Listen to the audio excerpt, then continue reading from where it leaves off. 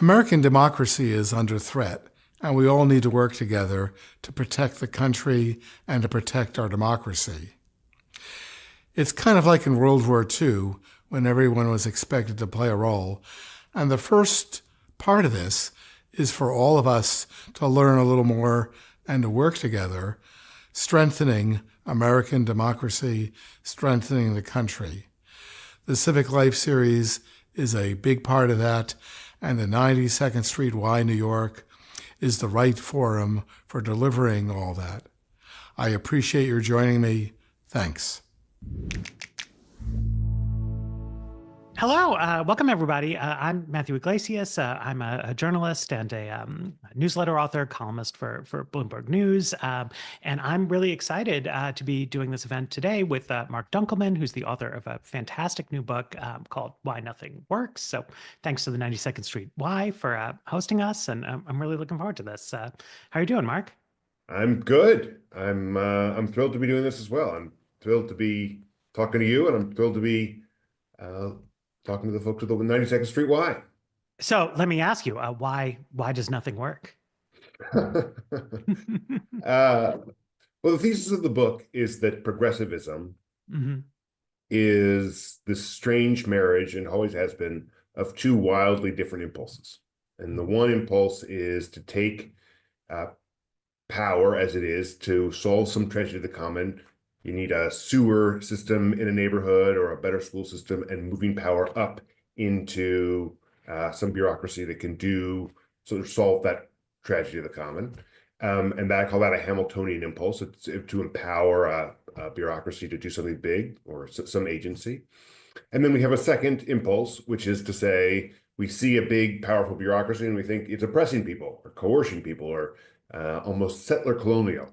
And so we want to push power down back to ordinary people so that they can be free from that coercion. And so from the very beginning, when progressivism started in the in the late 1800s, those two ideas have been sort of mixed together, braided together. And for the first 80 years or so of progressivism, the Hamiltonian impulse really predominated. And then something happened in the 60s and 70s to make it so that the Jeffersonian, the other impulse to be fearful of power, really began to take sort of And this control. was Herbert Croly, right, was a writer and editor, and he pioneered the idea of Hamiltonian ends to Jeffersonian, Hamiltonian means to Jeffersonian ends, right? That was his It may be slogan. Apocryphal that it's unclear whether he ever actually wrote that to me, but that is associated with Herbert Croly, who founded the New Republic. Exactly right. Yeah. And so for a while, right, I mean, that was this sort of, I don't know, like high modernist period of progressive politics in which there was an incredible Hamiltonian impulse to sort of concentrate power, build strong centralized institutions that were going to do things. And then late 60s, 70s, there's a backlash. That's exactly right. That we go through this period where we build things like the Tennessee Valley Authority, and we're trying to empower big bureaucracies to do big things like electrify rural, the rural Upper South and the poor farms. And then, you get Robert McNamara sending us into the Vietnam War, and you get Silent Spring and Ralph Nader sort of pointing us to the ways that big bureaucracies have been taken over by the industries that they are supposed to regulate. And then you get the sort of the big kahuna is The Power Broker by Robert Moses, which exposes one of these big bureaucracies as really coercive in New York City. Robert Moses, having been the most powerful figure in New York City for several decades, and Robert Caro's expose really is sort of the most erudite effort to sort of say big bureaucracy is bad. And so progressivism itself sort of turns against the very establishment that it helped to create. So I don't want to oversimplify, but to simplify a little, the thesis of the book is that this reaction has itself gone too far, and that now we can't undertake large-scale coherent projects. I don't think you've oversimplified it all. I think that's it. I think you just took my whole book and made it accessible in a single sentence. Yeah. But so, I mean, but do you think, was that sort of original backlash, was it misguided, or was it a sort of a genuinely necessary correction against mid-century governance? The latter. I think you're absolutely right. Like there's so much evidence that the establishment, and that was really a phrase, and we use that phrase very sort of with abandon now. It doesn't really mean anything, but like there really was an establishment, sort of these sort of guys in charcoal suits and fedoras making decisions that were beyond any individual's ability to affect. So that the phrase "you can't fight City Hall" wasn't designed to mean that you couldn't, unseat an incumbent mayor. It was that like there was this powerful group that was making decisions that you couldn't impact as an ordinary citizen. And clearly the establishment had come to abuse by the 60s and 70s. And there did need to be some sort of course correction. It's just that on one end of the Hamiltonian scheme, where you've got this sort of star chambers making decisions that no one can affect, we've come to the other end of this sort of balance, this yin and yang, where you've got almost anybody being able to veto almost any decision in lots of circumstances. And so it's a great title, Why Nothing Works. I think, really, this is not about literally all the things that may or may not work. So I mean, help us understand, like what kinds of things do you have in mind that it has become sort of too hard to do, too easy to veto? Yeah, I mean, it probably extends beyond the sort of the handful of things that I examined in the book, but primarily I'm talking about the fact that we can't build housing today in too many circumstances. We can't build better, newer infrastructure. Like, everyone talks about high-speed rail, but like that's hardly the only kind of infrastructure that we can't build, or that seems particularly deplorable when you travel to Europe or to Asia. And third, we've got this sort of pretty remarkable clean energy revolution that's happened, where we can harness electricity from all sorts of sources that don't pollute the environment or cause global warming, but we can't access it because we can't build a transmission system that would allow you to bring wind energy or hydro energy or what have you into the grid.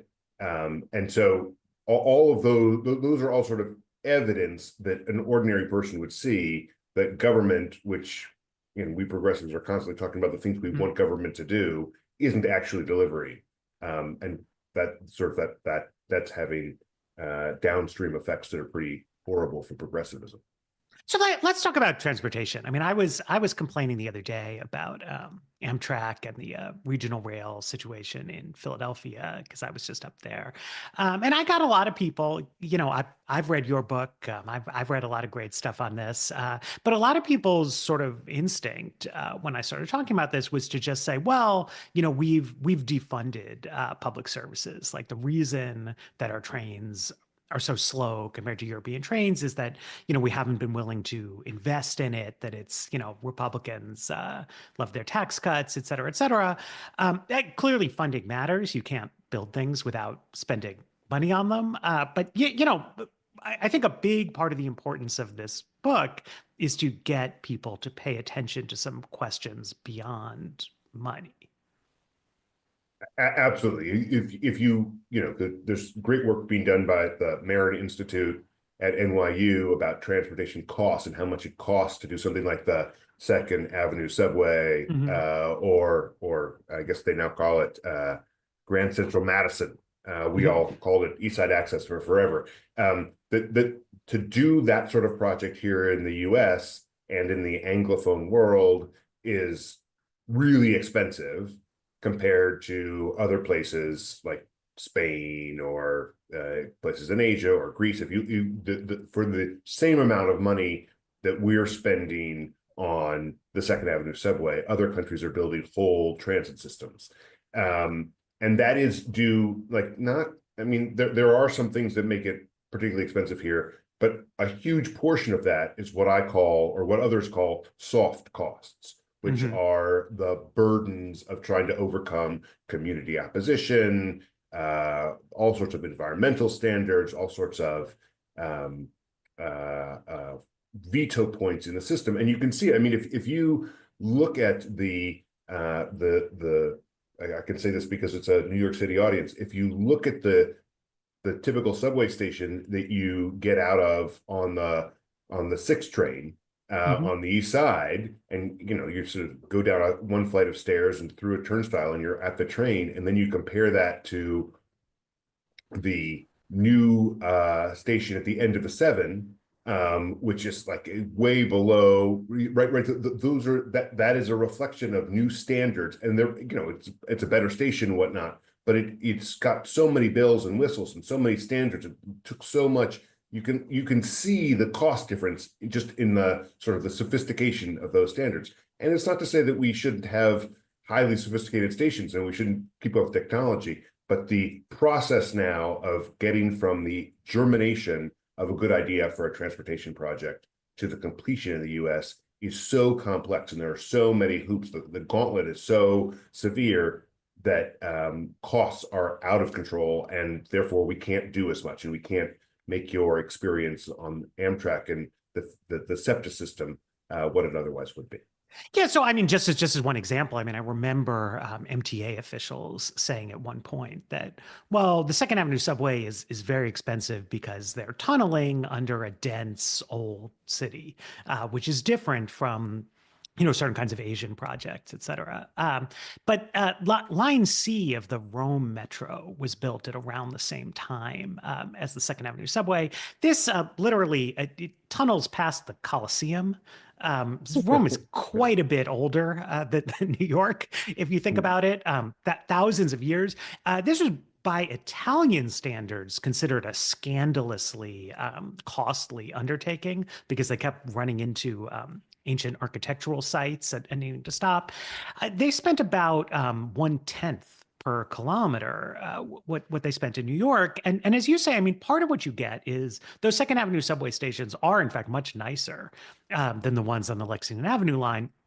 On the other hand, right, in principle, you could have built something that was 5 times as long if you did it cheaper, right? There's a question of what what you actually care about. And I think that speaks sort of directly to this Hamiltonian, Jeffersonian point, right? From a centralized standpoint, providing more subway access to more neighborhoods would be the thing that you would prioritize, right? Like the city as a whole would just benefit from the subway going to more places. But from the standpoint of if you happen to live near the station at 86th Street and 2nd, you probably care most about how nice is the station, right? If you're going to work there, you want it to be nice. If you live along the route, you want the dig to be done in the lowest impact possible way, which was part of how they handled it, right? So they blasted the stations rather than digging them from the top, which is much nicer for the sort of people who are proximate to it. But the question is like, is that the most important consideration, or does it deserve to have as much weight as it was really given? Yeah, I think that's exactly right. I think fundamentally, this is a question of who gets to decide things. And to your point here, the decisions were made in this case on the basis of the interests of people in a much narrower geographic span than what you would hope is that a subway network that is designed to serve a lot of people, 8-9 million people, that the decisions are being made with that 8 or 9 million people in mind. And like, it shouldn't be a complete balance. It shouldn't be that the people who are building the subway don't care at all what the experience is of the person whose house is near where the new egress is for the new station. But it can't be that the focus on the interests of that block or even that neighborhood completely overwhelm the interests of the city as a whole. And I think, I mean, another great example that's in the news right now is congestion pricing, where you've got, sort of local interests coming up against what is clearly in the interest of the broad region. And the question, like we can, everyone has, I'm sure everyone who's listening to us talk right now has their own opinion about congestion pricing. The real question, though, is who should get to decide that. And certainly, 2 generations ago, some figure like Robert Moses would have been able to make that decision without thinking about anybody but his own view of what was good for the region. And now it's as though anyone can bring a lawsuit that has and have standing to disrupt this thing that affects millions and millions of people. And something I'm struck by, right? If you look at the sort of classic critiques of Moses, part of the argument is that he's building the Cross Bronx Expressway, and he would tell you this serves the general interest. You're seeing horrible kind of local impacts, but is specifically that those kind of centralized institutions were overriding the interests of the kind of poorest and most marginalized members of the community, right? I mean, that's a big part of the objection to it. Whereas it's not clear that the increased community voice, in practice is serving to address that concern, right? When you're talking about a subway tunneling project on the Upper East Side, you're not really dealing with the wretched of the earth, having local impacts there. Similarly, congestion pricing, a lot of the opposition seems to be driven by, the most affluent commuters from New Jersey, other kinds of things like that. When you open the space for lots of people to litigate, I mean, it advantages people who can hire lawyers. Yes, I mean, I think that is the irony of the Jeffersonian counter-reaction to Moses and Robert McNamara and all the powerful figures who wielded so much authority during the 50s and 60s is that we created a system that is just different. It just empowers different voices. It's much more litigious. It's got community reviews. It's got these environmental standards. The complaint back then was that if you were an ordinary person, you had no real access to Moses. You had no real ability to affect the people who were actually making decisions. And so the solution was to create a system where almost anyone could participate in the process. The de facto effect of that is that we now have a system where the people who have voice again are those who have the most resources, who have access to lawyers, who have expertise, who have the time to go to community meetings, who are super engaged in their communities. And it's not clear that giving everyone access to the system means that the broad majority view or the common interest actually gets addressed. It becomes the squeaky wheel gets the grease kind of situation. And it's also, when you have moments where people say to themselves, the system isn't working, back then, you could at least identify Moses as the person that you needed to get to if you wanted to change things. Today, it's just not entirely clear if you're an ordinary citizen, like, will your council person have any actual effect? Or or do you need to hire a lawyer and get it? Is there some bureaucracy? Like it's not clear who the decision makers are, and therefore it's almost as people are less empowered in this current Jeffersonian system than they were in the Hamiltonian system of old.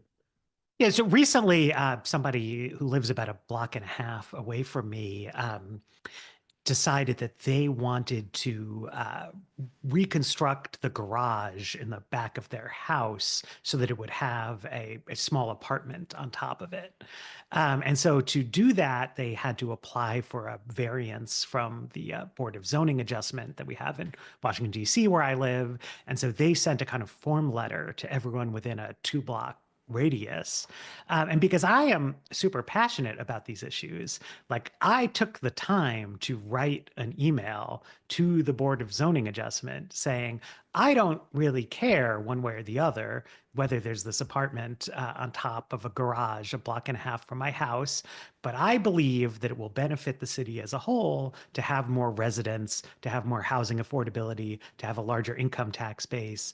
And then, like I also said in another paragraph, I think it's a little silly that we're doing it this way because I think most people aren't going to respond to your letter. And the people who do respond to your letter are going to be unrepresentative cranks who are angry about this construction project. And like, this is not a good way to do things. But then I was advised by housing people who I know that I shouldn't have put that in the email because it's like antagonistic to the people whose whole job, it's like their life is running these review processes, and I should have like more earnestly thanked them for the opportunity to give input and said I should do it.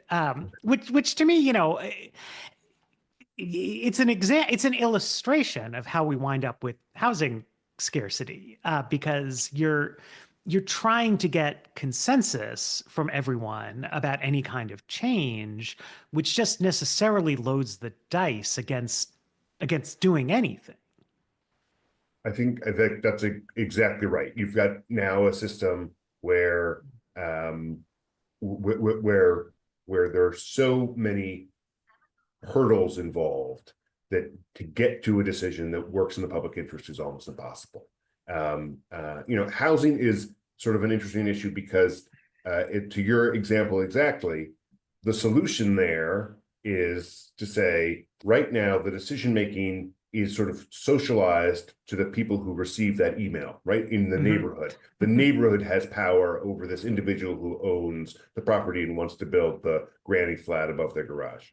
And in that case, in the house of housing and the solution could be Jeffersonian, right? You could just sort of say it is as of right or a ministerial decision. If you have the proper documentation, you can make a choice about whether there's an apartment above your garage, and the neighborhood has no say over it.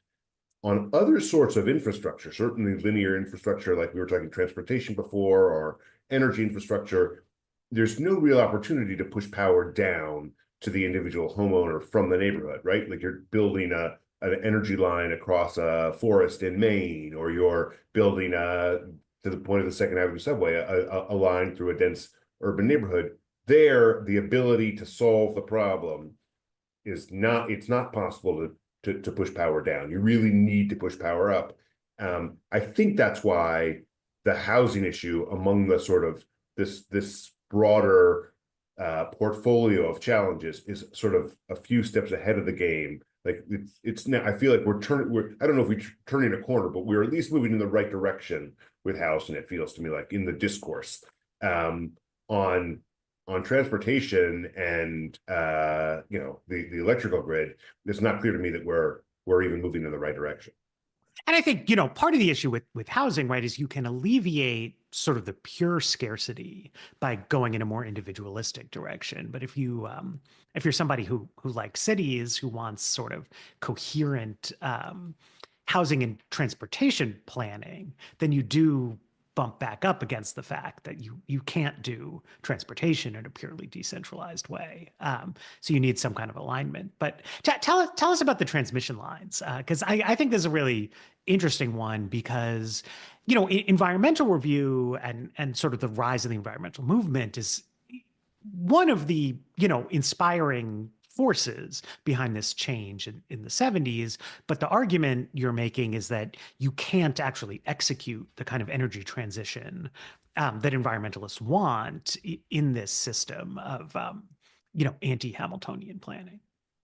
Yeah, so in the book I tell this story, which I think I stumbled onto listening to you years ago, about an effort to green the Massachusetts grid by bringing hydropower, of which there is sort of just plentiful hydropower in Quebec, down from Canada and through one of the states in between, which is New York, Vermont, New Hampshire, Maine, bring that power down into the Massachusetts grid so that Massachusetts is less dependent on burning natural gas or coal. I think there isn't any coal anymore, or oil, to power homes there.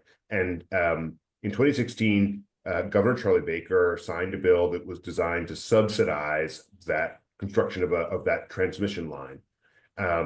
And we're almost a decade later, and Massachusetts may be able to do this at some point, but like they have not yet completed the line. It's a decade later, and the primary problem is that line would need to either go through, like, across the White Mountains of New Hampshire. So New Hampshire said, no thanks, we don't want to do it. And then they decided to try to do it through Maine, and the objections to driving a transmission line through the sort of pristine Northwoods of Maine have become such a issue, mostly for, like, theoretically the environmental movement. It certainly is led by a series of environmental groups that have objected.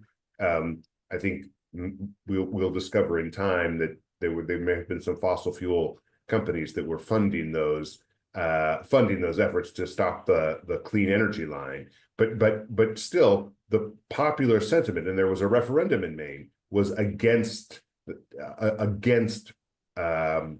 creating infrastructure that would essentially serve to save the planet from global warming, right? Like that was the tension was between people who wanted to preserve the pristine woods against people who wanted to preserve the planet as a whole because of global warming. And so there you sort of see this tension within progressivism sort of right up front, right? It's the localism of people who are concerned about what's happening in their backyard or their natural environment against the sort of broader concern for the globe as a whole. And it's just a wire, right? It's a wire with some poles. It shouldn't take 10 years to build. In fact, it's just a few miles, but the series of hurdles that the energy developer that wanted to build a line had to clear and is still trying to clear has been just absolutely sort of mind-bending, particularly when you look at the series of steps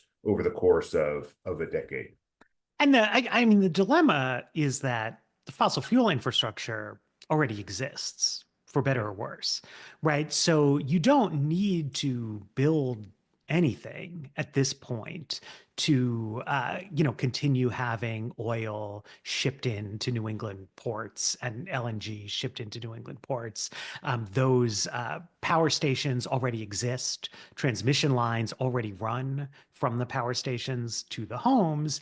If you were to do something else, right, there's many different ways you can get electricity. You could have windmills offshore. You could have solar panels someplace that's sunnier. You could bring hydropower down from where the dams are, but you would have to build the infrastructure to use that stuff, which would impinge on aspects of the natural landscape. And there's resistance to that. Tucker Carlson teamed up with the local Sierra Club to stop this this transmission line project in Maine, because it really would cut down some trees, cut down some woods, et cetera, et cetera. But there's a question of, like, I guess from Tucker Carlson's point of view, climate change isn't a big deal, so we don't need to address it. But most of the people in Maine, they're voting for Kamala Harris, they're voting for Hillary Clinton, they're voting for Joe Biden, they have a Democratic governor. They presumably do think that climate change should be addressed, in which case you have to do something to address it. Yes, to this point, you're absolutely right that the systems already exist for fossil fuel generated electricity, and so you're creating something new, and there's resistance to stuff that's new. What's interesting here is that just by sort of a happenstance of law, it's much easier today to build a pipeline because it's cited by the federal government than it is to build a transmission line, which is controlled by state governments. So even if you simply made the law on transmission lines, which are clean, the same that already exists for gas, you'd already be ahead of the game. So clean energy is sort of behind the eight ball, sort of from the start. But you're absolutely right that's the core tension. between this sort of desire to conserve the environment, which is sort of the old environmentalism, and this sort of desire to save the planet, which is a sort of a new and different challenge, which requires new infrastructure. So one question I have, reading your book and thinking about it, because I read it a while ago and now it's out and it's in the discourse, and I'm thinking about it afresh, is there's this basic Hamiltonian Jeffersonian debate that you have, but there's also the kind of the rise of the environmental movement as an independent ideological force, which has a strand of it that is just hostile to economic growth, right? I mean, you will see people writing books or doing op-eds saying, we should have degrowth. We can't have this kind of endless consumer society. In which case, like from that viewpoint, these aren't unintended consequences or mistakes or questions of us, having gone too far, or created institutions that don't quite work as we wanted to. They are getting not the full degrowth potential, but are successfully derailing a project of infinite growth on a finite planet that they are opposed to. And that's why arguably you see parallel trends in housing and infrastructure, even where there are Jeffersonian solutions to the housing problem. Yeah, I mean, I think what you're getting at is sort of this this is the historical moment where you go from a period during the, really from the late 1800s through the 1960s, where the progressive point of view, like you hear the word progress in the word progressive, and that's because the idea is that we can solve big problems together and make things make things better. And that, like, the idea is that if is extremely Hamiltonian, right? Like if we just get the courts out of the way and get the political machines out of the way, and we give power to the likes of David Lilienthal, who ran the Tennessee Valley Authority, or just you can name all sorts of figures, and every city had them, and every the State Department was run by the Georgetown set, and there was this sort of establishment. You get to this point in the late 1950s, early 1960s, where you begin to see the detritus of the decisions that they've made. I think that, like, it's really hard now, particularly for younger people, to sort of understand the degree to which it did feel as if there was this oppressive force that was releasing chemicals into the air and approving pesticides that were causing birth defects and approving, cars that were like fundamentally unsafe, and like that he approved urban renewal, which had ruined these neighborhoods, and New York City had whole blocks that had been decimated and were just rubble because after getting approval to do slum clearance, no developer was actually interested in building. So there is this sort of notion at that point, and you see it in the New Left and the beat poets, and in C. Wright Mills writing about the power elite in the late 50s, and Students for Democratic Society, exactly this ethos that you're talking about, which is sort of foreign to the progressive movement to that point. Not entirely foreign. Like, there had always been sort of a suspicion of certainly big corporate power in the progressive movement, but you see the sort of takeover of the movement through the 60s and 70s by exactly the ethos that you're talking about, a real skepticism of centralized power, and a notion that those people will happily do real damage to the interests of ordinary people in the service of their own profit or their own megalomania or whatever it is. And that what's just so interesting, and it's just striking to me that we as progressives have not been talking about this, that ethos, that zeitgeist really takes over.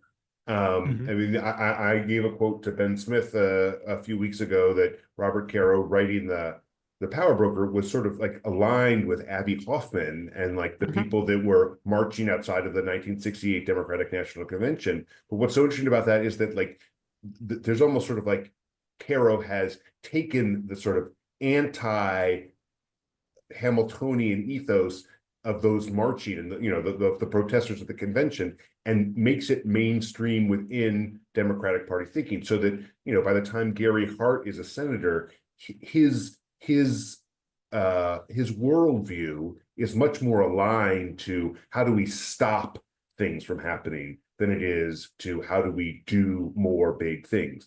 And it's not that the Hamiltonian thing is completely shunted aside. Like intellectuals, progressives sort of intellectually continue to believe that they are for big government on some level, but in the sort of main, their sort of impulse is, the people in charge are bad, and we need to stop them from doing the bad stuff that they want to do, like telling women what to do with their bodies, or oppressing people because of their sexual orientation, or you can go through a whole litany of things that the establishment did that was bad, but lost in all of that is sort of that old Hamiltonian progressive ethos that, like, here, we're going to build something that's going to fix these things. Instead, it is, how do we put guardrails around those in power? And I mean, we saw, right, when Barack Obama won election in 2008, which at this point was a long time ago, and he took office in the midst of a recession, and he was going to do a stimulus bill, and all the reporting on this, indicates that, like, he really wanted to leave a tangible physical legacy as part of that. That he, like, I think most Democrats, right, grew up thinking of FDR as an iconic figure. He wanted his version of a WPA, and there was money for high-speed rail construction and other things in that bill. But we look back and we see that, the Obama administration accomplished a lot of things on a number of terrains, but they absolutely did not, like, transform the physical. You can't, I can't take my 10-year-old and be like, the Obama administration built this thing. There is no high-speed rail, right? They didn't ultimately have the means or the will or whatever it was to, in a Hamiltonian way, concentrate power on a level that would let them execute on those kinds of things. That's exactly right. And it also gets to the point, the power broker is, first of all, beautifully written. And I'm sure that almost everyone who is watching the two of us talk right now has either read the book or claimed to have read the book. Got it on your shelf, whether you've read it or not, right? Correct. And the reason that it is so heartrending is that Moses is such a compelling villain, right? Like there is sort of this notion that his sheer personality, Carol calls him the best bill writer in Albany, and the sort of the conniving will to leverage the unions and the developers and to get into a fight with FDR over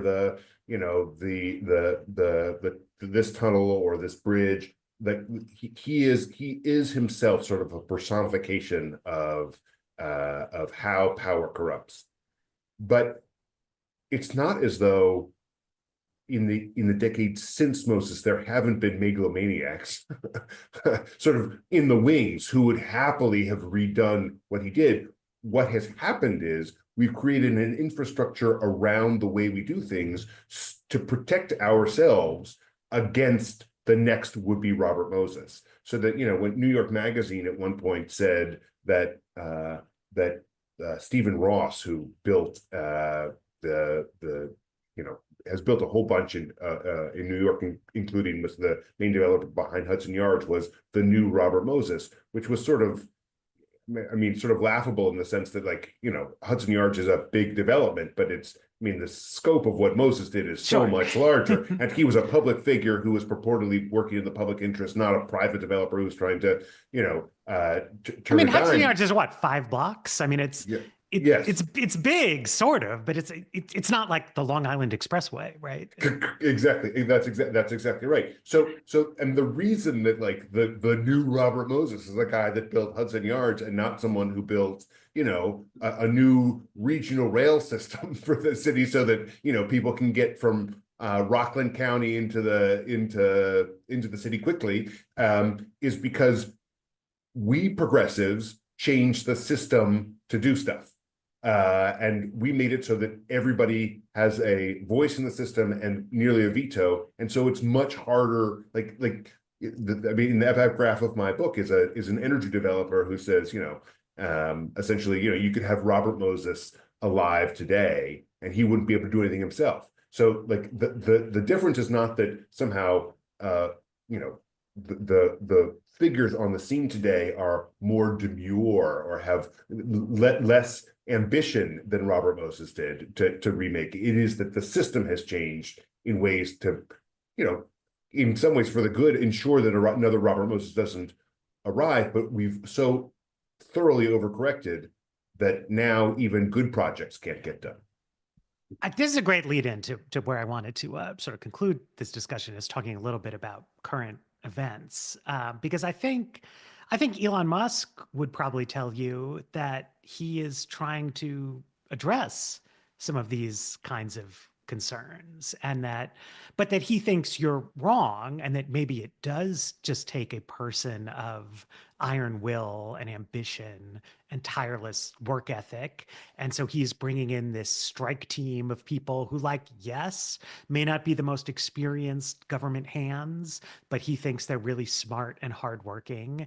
And he and a few dozen people, backed by a very forceful, very vigorous president and by a lot of money, are going to blow aside this kind of proceduralism and cruft that has come up over the past generation or two. And what does Trump say? It's going to be a new golden age once they kind of go through and blast away at all the inefficiency and nonsense, and we're going to be able to do things again in America. I mean, you're absolutely right. That is the rhetoric.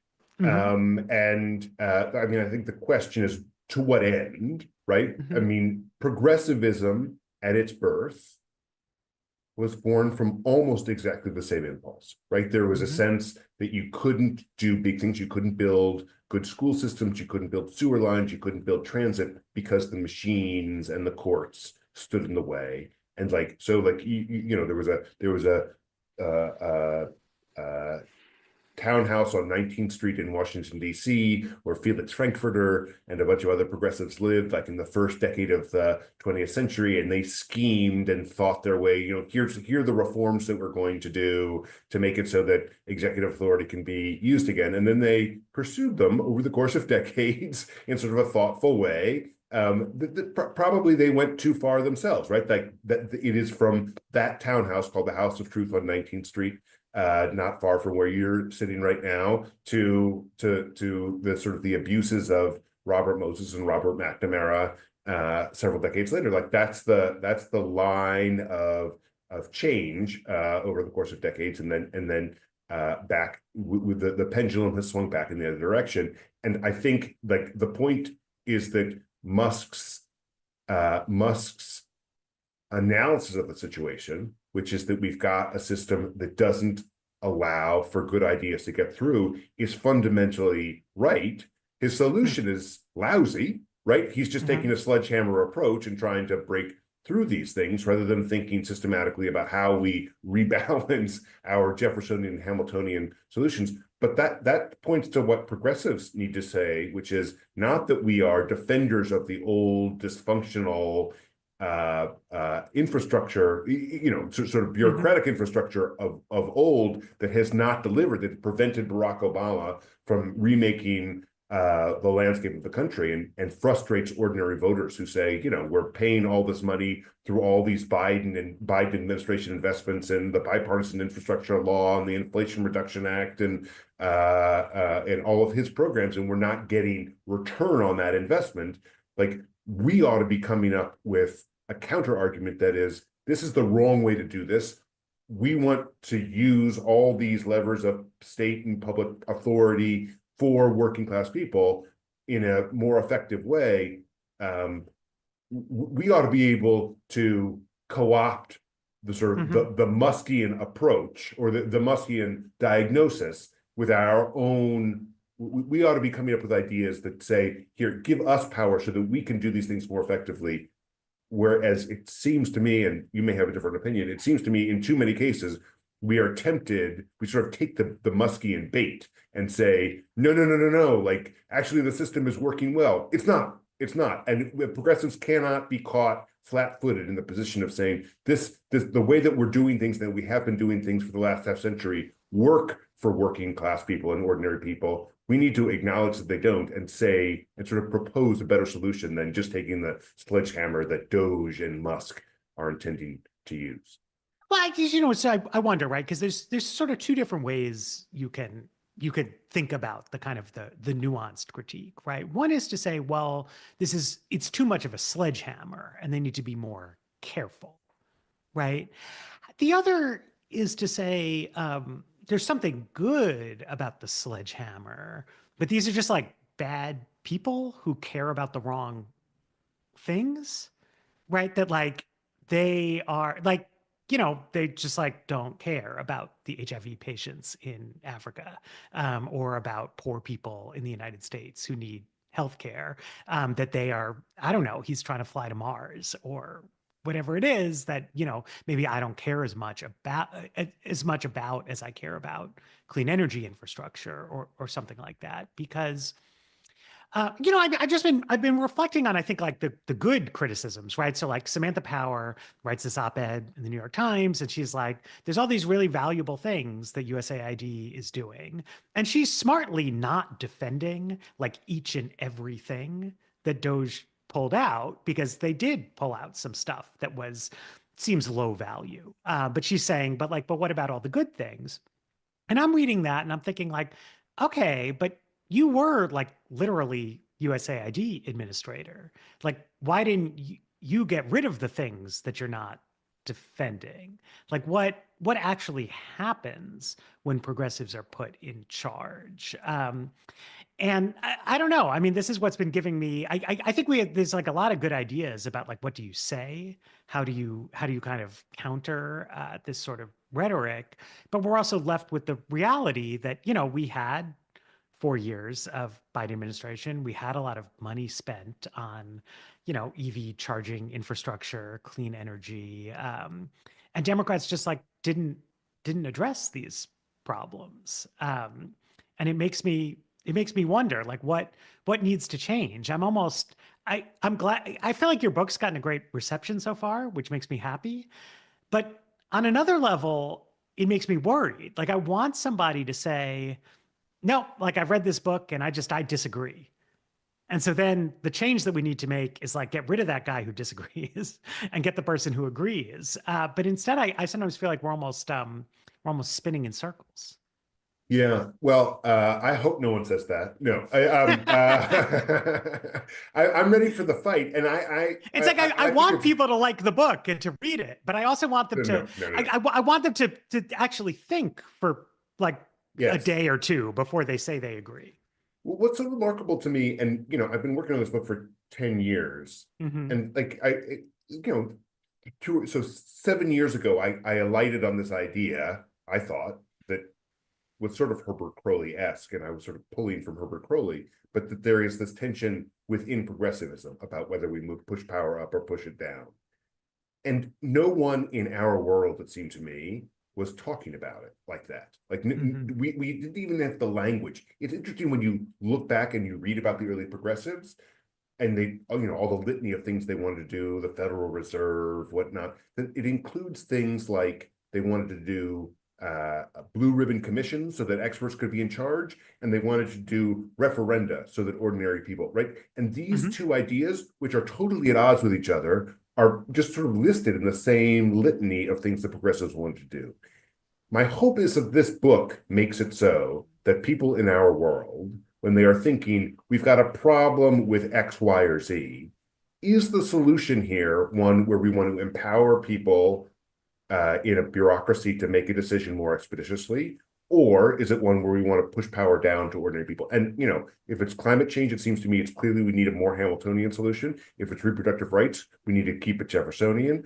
But we didn't have the language even, or the notion that these were two different, both equally progressive approaches to solving big problems. And my hope is that, people do like the book and that I don't get attacked I say that exclusively for self-preservation, but I think you are right that in the sense that the fact that we haven't, when in power, we haven't ourselves gone after the bloat in government, that we haven't made it our thing to say we're going to be the party that is going to make the hard trade-offs. We've sort of become sort of so defensive, so inclined to say that anybody who has power is probably doing something abusive, that we have rendered the tool that we want to use to make people's lives better is essentially impotent. And to your very frustration, I think you're right. We need to be calling out those who would render this tool incompetent and say, no, like somebody has to choose between preserving the pristine forest and saving the planet. And we're going to say to you, who is so interested in your own little backyard, that and you have a legitimate concern that the new housing development is going to block your view of the river, or that the high-speed rail line is going to impact the beautiful Jane Jacobs-esque nature of your downtown and your little town in Connecticut or New Jersey or wherever it is. But we progressives believe that we have a view that these decisions need to be made, and they need to be made in the broad public interest, and we're going to do it expeditiously so that it doesn't take 10 years to build a clean energy line from Canada to Massachusetts. I think you're absolutely right. We need to have that fight within the party, and we need to call out those who would stand in the way. And I think, a difficulty here is that if you make institutional changes that make it easier to do things that are helpful, and make people's lives better and address big problems, it's hard to guarantee that those institutions and processes and mechanisms won't ever be used in ways that are bad, right? I mean, this is sort of part of the point with Moses, is that, we like rural electrification was really, really important. And you might say, can't make an omelet without breaking some eggs. But like the fundamental goals of Mosesism, at least by the end, in terms of like promoting urban disinvestment, suburbanization, white flight, et cetera, like in retrospect, like those were bad ideas, and yet it was hard to stop them. So there's a risk, right? I mean, it's not just people might be empowered. Some people might get trampled on. You can't guarantee that you're always going to win the election.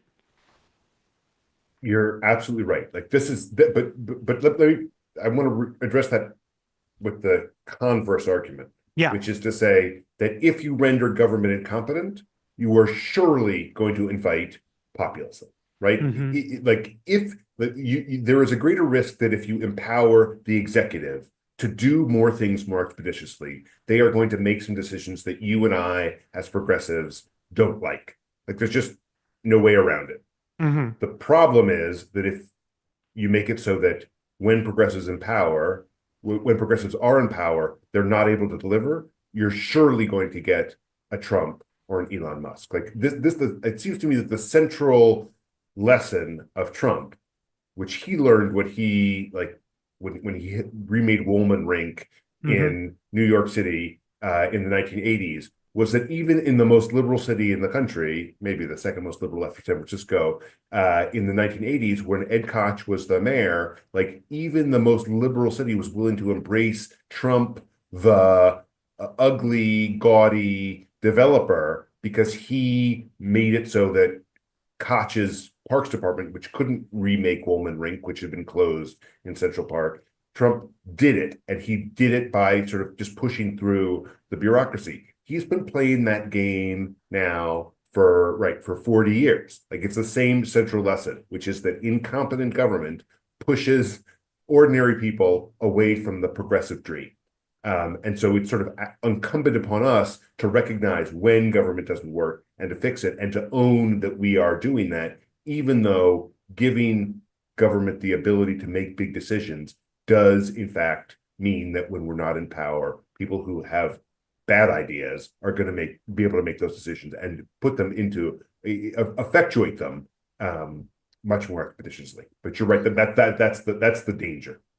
I mean, I think that's really wise. I mean, I hear people all the time sort of baffled by the personality cult-like aspects of the Trump movement.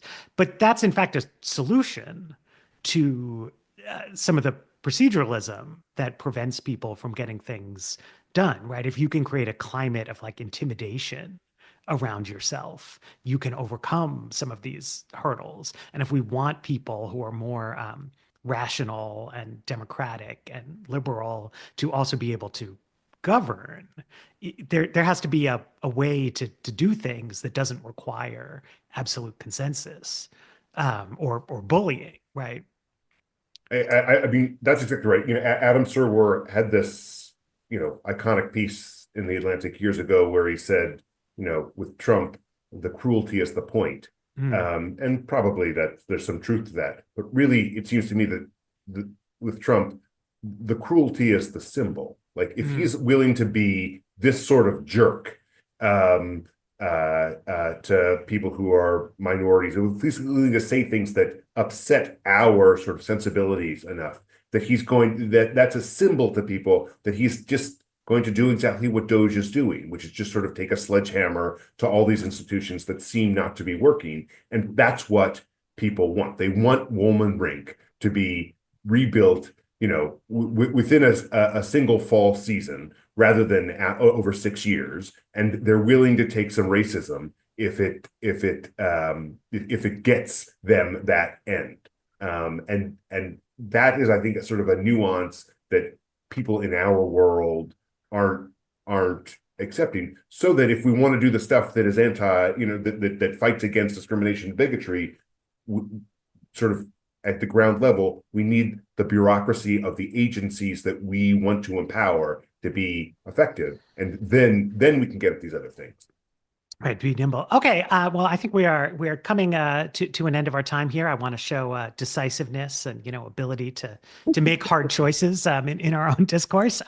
The book is Why Nothing Works: Who Killed Progress and How to Bring It Back. I hope everybody's going to buy it, read it, tell their friends. But I want their elected officials to take it seriously, and don't just say yes on a superficial level, because this is a big shift in mindset that you're talking about, but I think with a lot of upside. And if they disagree, come at me. I'm ready, Matt. We're ready to go. Okay, fantastic. Thank you so much, Marc Dunkelman. Thanks, Matt. Bye.